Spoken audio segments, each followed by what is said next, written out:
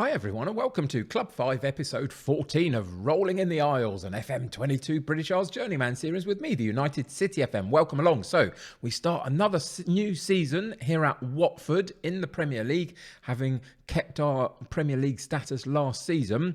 We've got an interesting start. Burnley out away from home should be good for us to potentially get some early points.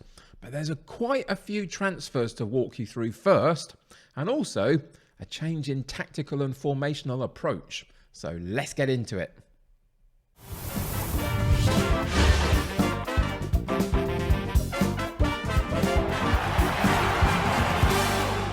Welcome to Watford. We are still at Watford. We did have some interesting job offers over the summer, but I chose to neglect each of them, and they were all international jobs for France, Italy and Ukraine. So ultimately I decided I wasn't ready for international football at this point in the series. Maybe I will do it at some point if England come knocking, but maybe I won't. I'm not really sure at this point. Let me know what you would want to see in the comments below. But yeah, so I rejected those ones and stayed with Watford. There was no club job offers that came up, and to be honest, I wasn't actually looking.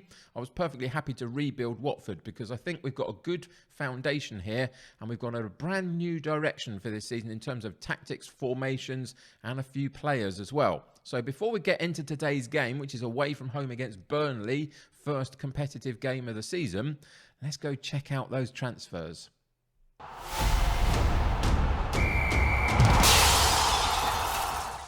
So we start on this page, which is the current season in terms of our transfers. We will be going back a page in a second because a lot of what I bought into the club happened at the very end of last season's transfer budget, etc., before we moved through to the new season. But it's worth just telling you about the outgoings a little bit. We made three big sales this summer. The Carlo George and Kurbalic all went out the club for various reasons. The change of formation and style was one of them. The need to bring some slightly different players in. We also released back to their parent club about 3 or 4 loan players that we had last season.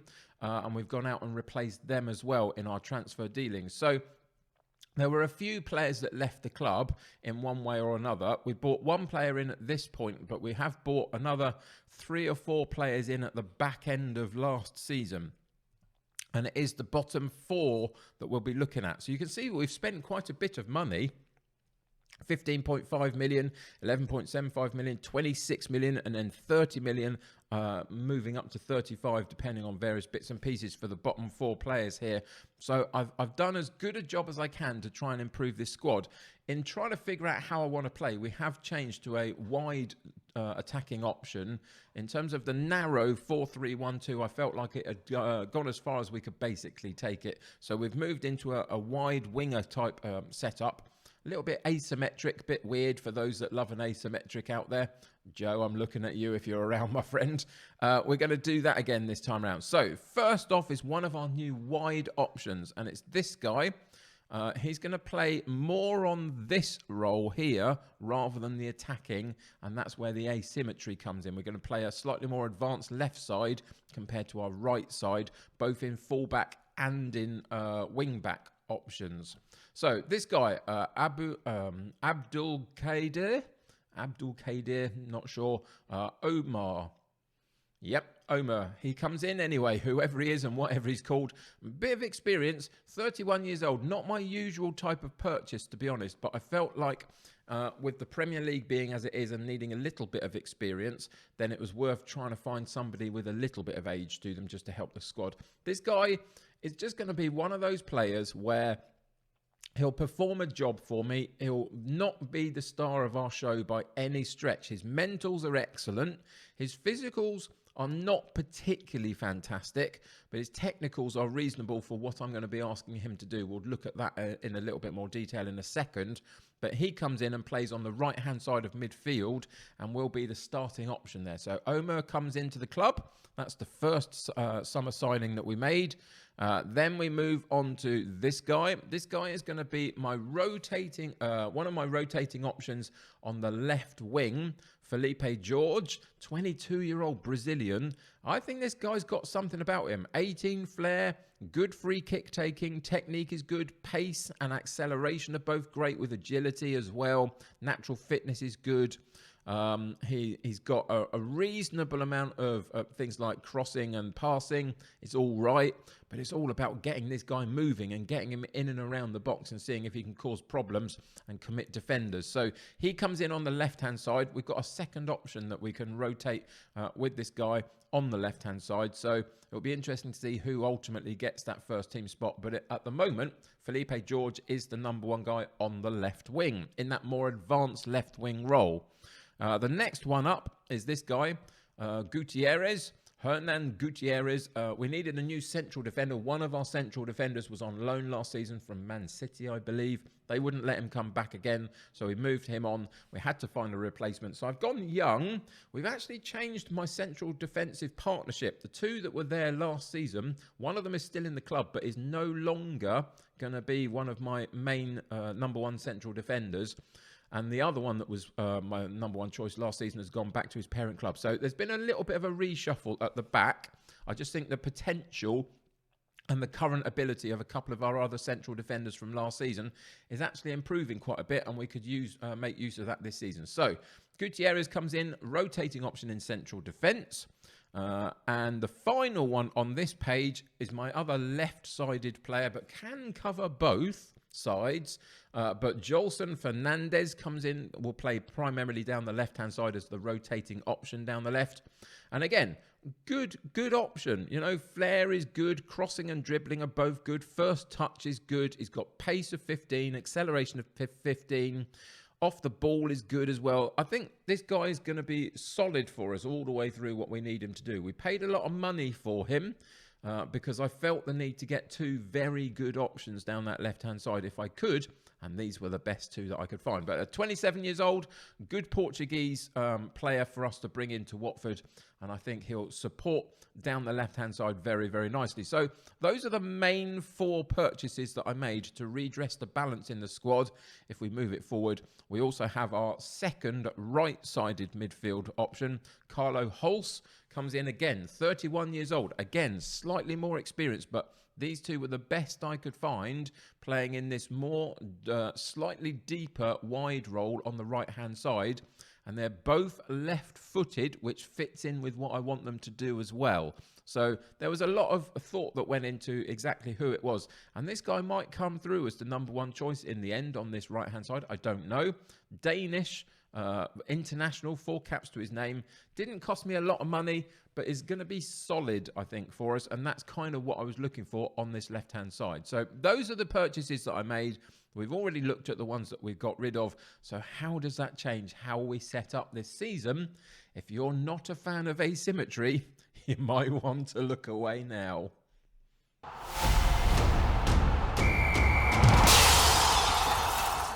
So this is the new setup for our new season. Now, it's something that I've played a lot before in other versions of FM20 of Football Manager, should I say. Normally, I've played my left back in a left fullback position in this particular shape, but I've decided to push them slightly forward because the left fullbacks were so dreadful last year. You remember it's the cursed position. I thought maybe if we play them in the wing back instead in a completely different shape, maybe we'll break that curse. Who knows? We'll have to see how that works. But it's all about player roles. And spoiler alert for anybody watching in, this is going to be my new drafting mode, formation and tactical style if it works. And if it doesn't, I'll scrap it and do something else. But this is what I've been working on a little bit recently, trying to get a few different ways of approaching getting our chances down the attacking end of our pitch, but still remaining relatively defensively sound. So the key things here are a defensive 3 at the back. Even the right fullback doesn't really go too far up. And we've got the halfback. The halfback is going to drop in and create a 3 here. And hopefully that will give us a sound defensive option. The Carrilero in midfield is going to get forward and support the play a bit, but mostly shuttles from side to side and covers this area of the pitch quite well, especially if the halfback isn't venturing forward. We need him to cover left to right rather than up and down the pitch. Vieira, the attacking midfielder, is going to stay roughly where he is. He's not going to approach too much. He's going to be a little bit of a linchpin there, working for the inverted winger to go and join the attack with a pressing forward who's going to be doing a lot of running around the penalty box area above the penalty box area, trying to hunt the ball down. And then on the right-hand side, it's a little bit of a departure for me. I don't think I've ever used it before particularly, but we're going to play the wide playmaker, or we might go for a wide midfielder type role. That may change as we go through the season, but we're going to start with the wide playmaker. And if we go and have a look at Omer, you can see that he's got 16 passing and 16 vision with 18 technique, and composure is 16. So he can play this role particularly well, I think. And if we go to the other choice that we've got, Hulse, I think you'll find something similar, but a slightly less standard. So 13s, 14s for him rather than the 15s, 16s. So we'll see how they get on down this right-hand side. But they're going to just drop in slightly more centrally than maybe normally you would. And just see if we can support the play on their left foot, putting balls through to the on-running strikers and the player on the left-hand side joining the attack. So that's basically it. I mean, you know, Football Manager is not total rocket science, is it really? You try and put together a team that will cover as much of the pitch as you can. If we look at the analysis, we've got a weak point here. But I think between the wide playmaker and the Carolero, we should be able to fill that a little bit and just make sure it's not too much of an issue. And then similarly down in the bottom left-hand corner here behind the wing-back, he'll get back and support that defensive play a little bit as well. So I don't think it'll be too much of an issue, but we can always change this as we go.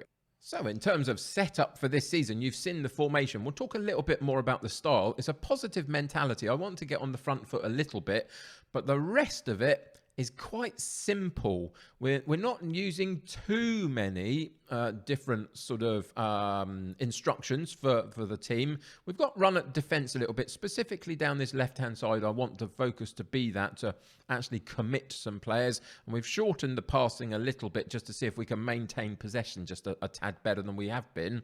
Other than that, though, it's all pretty much down the middle of all of these instructions and not really complicating too many things. In terms of in transition, no counter press with only one up top and a sort of a supporting attacking midfield player. It didn't feel like a good type of system for me to play the press particularly, but we will be counter-attacking if we get it.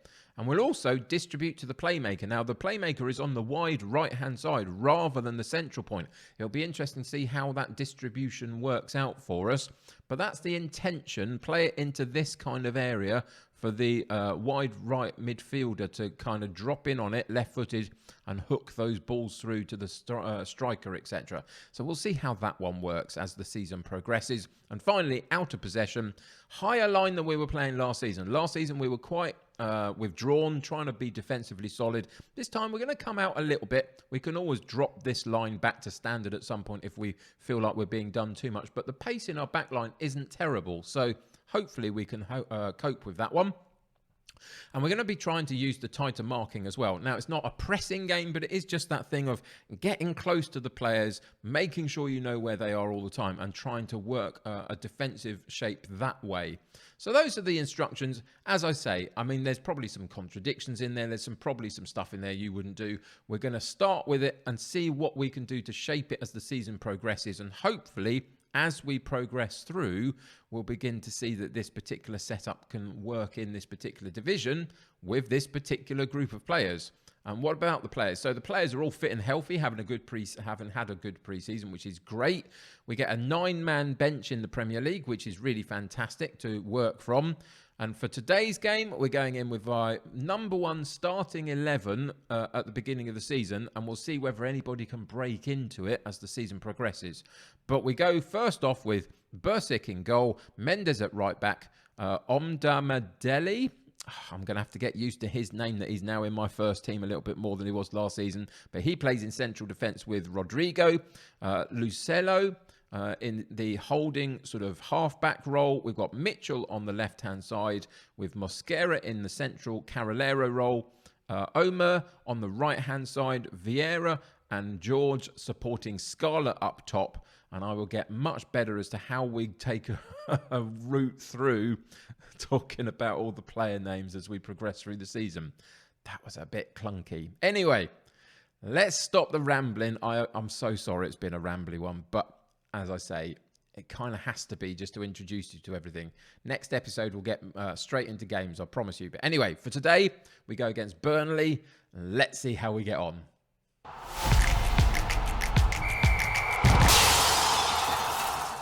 Feels like a really good opportunity, should I say, to attempt a positive start. So we've pumped the fist, and I've said to them I expect a win. Now, we're away from home against a tricky side, but we've got to find a way to instill some confidence into our setup, and I think we've got a good start with the first couple of games. So hopefully we can demonstrate that on the pitch. They come in with a 4-2-3-1. We come in with our slightly weird asymmetric setup. I don't even know what you'd call it. 4-3-4-3 maybe? Don't know.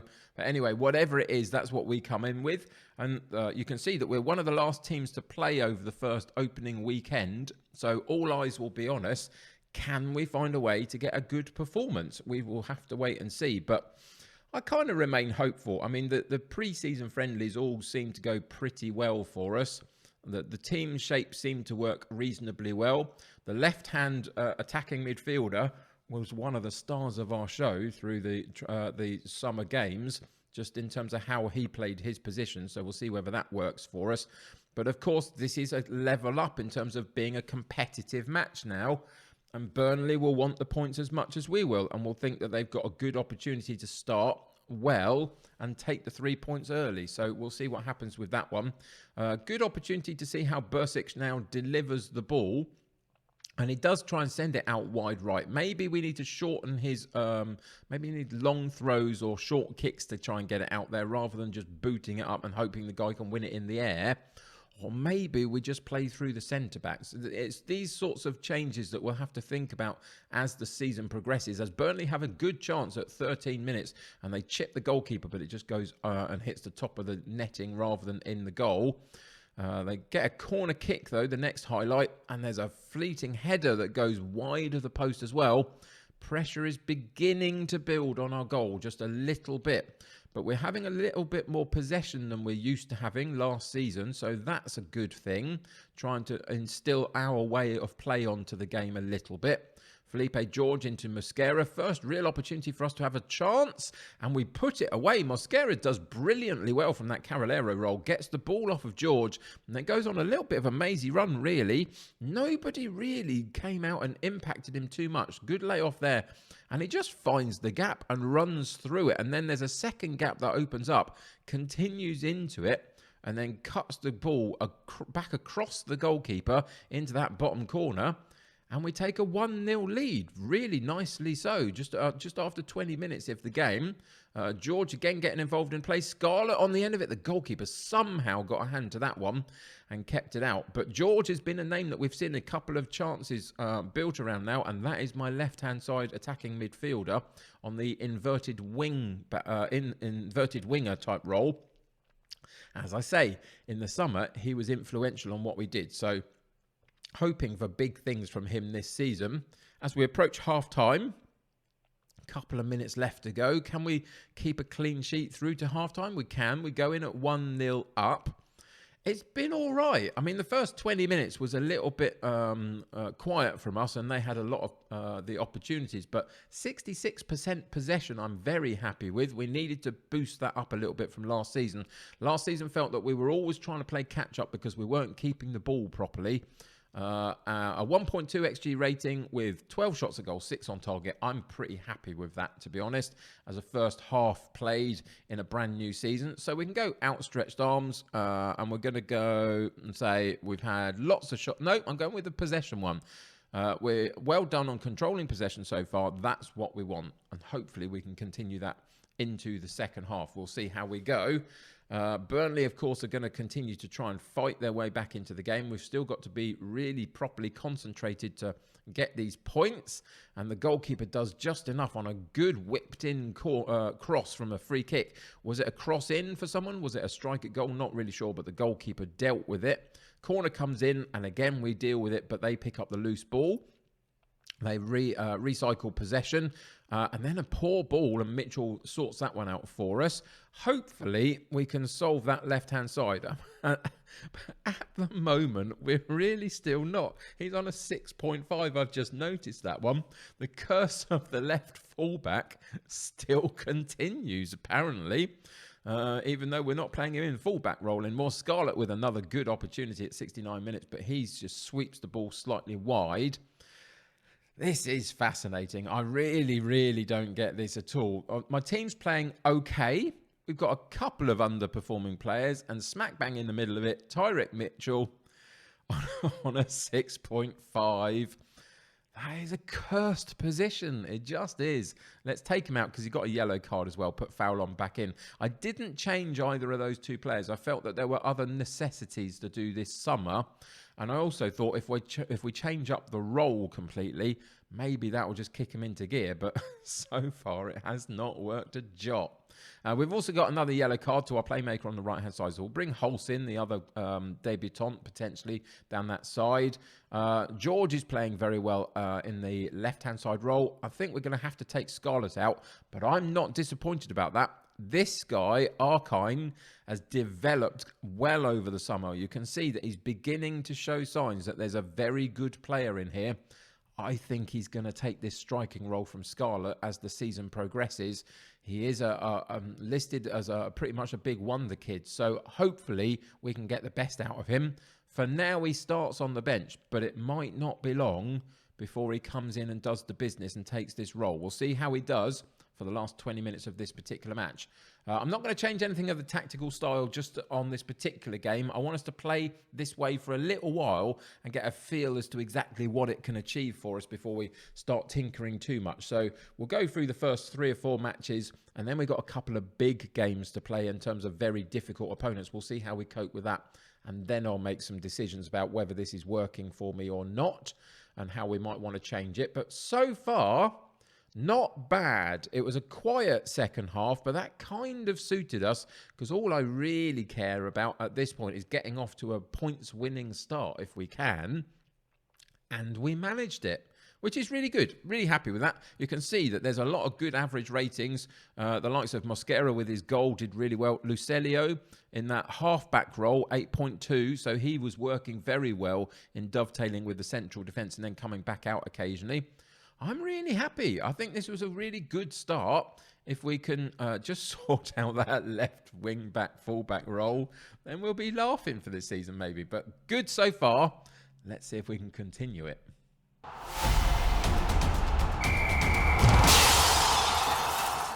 So just before we figure out exactly what we're going to be doing next episode, it's worth just saying that we've still got a little while left of this particular transfer window. It finishes at the end of August and we're on the 18th at the moment. What I would say is I can't make any guarantees that somebody won't come and swipe one of my big players. They've been trying a little bit through the summer. I've managed to fend most of them off. But yeah, it could still potentially happen. So what I would say though on top of that is that other than the fact that our overall balance of finances is about £13.7 million, which is not terrible, we do have 25 million in the bank that we could spend on transfers and 600 and something K a week, I think it is, left over on the wage budget. It's difficult with Watford to spend the amount of money because the quality of player that you're able to attract actually isn't as high as you'd want it to be. Now, if we could spend the season getting up into mid-table and pushing ourselves higher up the division, then maybe this time next season we'll be talking a little bit differently, that the players that we can attract are getting better and we're able to spend a little bit more money. But if one of our players does get poached by somebody, at least we've got some finances in the background that we can do something about it if need be. So I'm going to have to pay attention to that over the next couple of weeks of the game and just see what we can come up with. Hopefully, we can keep this squad together. So we're going to do roughly what we did last season. We're going to focus a little bit more in our games on the teams that are kind of directly around us a little bit. So we're going to give ourselves a little bit of time to properly get going this season. We're going to come back and play Leeds at the end of September. So between now and then, we play West Brom, QPR in the Cup, then Premier League matches against Everton, Arsenal and Newcastle before Leeds. Leeds came up with us. It gives us a good barometer about playing them as to how well we're actually doing in terms of building this squad up. So that's the plan. And then we will see what happens after that point. But it's going to be a really, really tricky long season. There's a lot of big games for us to play. But we've started brightly. Couple more winnable fixtures here, I think. And then it gets a little bit more tricky. Anyway, it's going to do it for today. Again, apologies, it was a rambly episode, a long episode, but when we introduce a new season, it kind of needs to be just a little bit. But next time out, we'll play that Leeds United game and see with how we're doing in the Premier League and whether we're actually succeeding with a brand new setup that we've sorted out over the summer. So thank you for joining me. Really appreciate it. Subscribe to the channel if you haven't already and join my United City community. The more the merrier. Click that like button on this particular episode. That will help me get seen by more people. Until next time, take care of yourselves. I'll see you very soon. Bye for now.